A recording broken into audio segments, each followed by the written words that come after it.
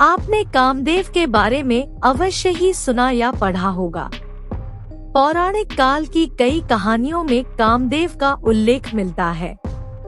जितनी भी कहानियों में कामदेव के बारे में जहाँ कहीं भी उल्लेख हुआ है, उन्हें पढ़कर एक बात जो समझ में आती है वह यह कि कामदेव का संबंध प्रेम और कामेच्छा से है। पौराणिक कथाओं के अनुसार एक समय ब्रह्मा जी प्रजा वृद्धि की कामना से ध्यानमग्न थे। उसी समय उनके अंश से तेजस्वी पुत्र काम उत्पन्न हुआ और कहने लगा कि मेरे लिए क्या आज्ञा है। तब ब्रह्मा जी बोले कि मैंने सृष्टि उत्पन्न करने के लिए प्रजापतियों को उत्पन्न किया था, किंतु वे सृष्टि रचना में समर्थ नहीं हुए, इसलिए यह कार्य अब तुम्हें करना होगा। मैं तुम्हें रहने के लिए 12 स्थान देता हूँ। स्त्रियों के कटाक्ष, केश राशि, जंघा, वक्ष, नाभि, जंघमूल, अधर, कोयल की कूक, चांदनी, वर्षाकाल, चैत्र और वैशाख महीना। इस प्रकार कहकर ब्रह्मा जी ने कामदेव को पुष्प का धनुष और 5 बाण देकर विदा कर दिया।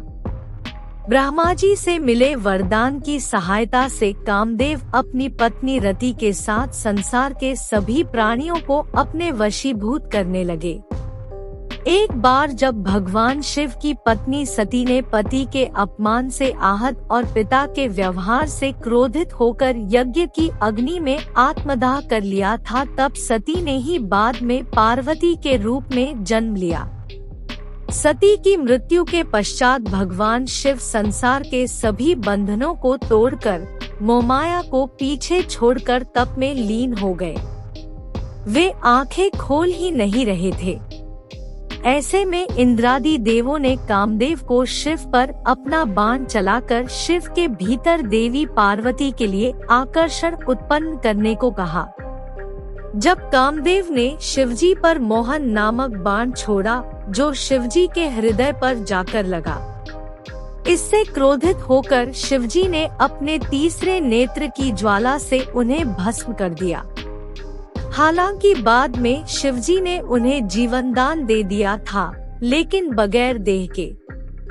भगवान शिव के क्रोधाग्नि से कामदेव के भस्म हो जाने पर कामदेव की पत्नी रति महादेव के चरणों पर गिरकर विलाप करने लगी और बोली, महादेव स्वामी कामदेव ने देवताओं के कहने पर आपको समाधि से जगाने के लिए कामबाण चलाया था, आप हमें क्षमा कर दीजिए। इस प्रकार रति ने बारंबार प्रार्थना करी। रति की प्रार्थना से प्रसन्न हो शिवजी ने कहा कि कामदेव अनंत शरीर के बिन रहकर भी समर्थ रहोगे और कृष्णावतार के समय रुक्मणी के गर्भ से जन्म लोगे और तुम्हारा नाम प्रद्युम्न होगा। जब शिव ने कामदेव को भस्म कर दिया, तब ये देख रति विलाप करने लगी। तब जाकर शिव ने कामदेव के पुनः कृष्ण के पुत्र रूप में धरती पर जन्म लेने का वर दिया।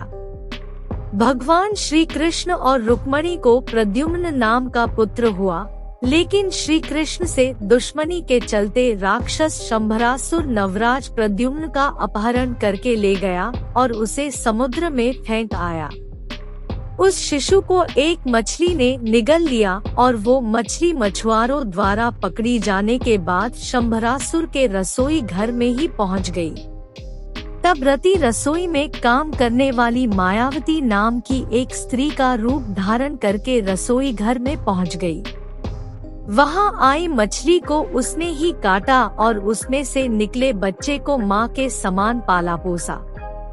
जब वो बच्चा युवा हुआ तो उसे पूर्व जन्म की सारी याद दिलाई गई।